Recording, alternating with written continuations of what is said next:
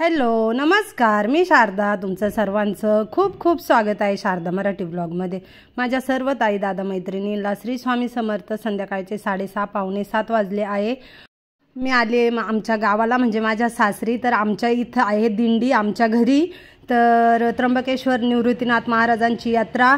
तर यात्रेची दरवर्षीप्रमाणे आमच्या इथे दिंडी येते आमच्या गावाला, आणि आमच्या कुटुंबातून जेवण जातं संध्याकाळचं दिंडीला.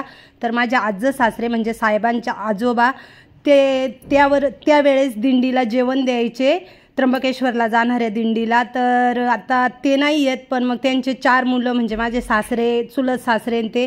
तर प्रत्येक वर्षी एक सासरे माझे दिंडी देतात. तर ह्या वर्षी दुसऱ्या चुलत सासऱ्यांकडे दिंडी आहे, म्हणजे साहेबांच्या चुलत भावाकडे. तर ते देणारे. मागच्या वर्षी आम्ही दिली होती. म्हणजे प्रत्येक वर्षी आमच्याच कुटुंबामध्ये हे दिंडीचं जेवण देतात संध्याकाळच्या वेळेस. तर आत्ताच गावातून दिंडीची पालखी वगैरे मिरवणूक झाली. आता इथून ही दिंडी त्र्यंबकेश्वरला जाईल यात्रेसाठी.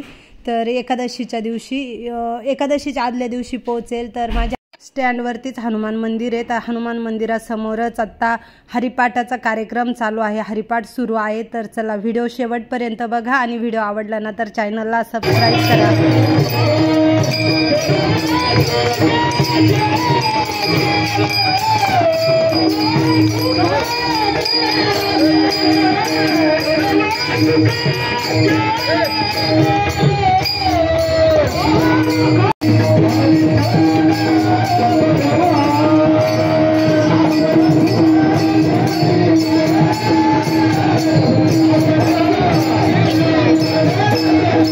सत्यनारायण पूजा पण आहे, हरिपाठ चालू आहे. हरिपाठानंतर आरती होणार.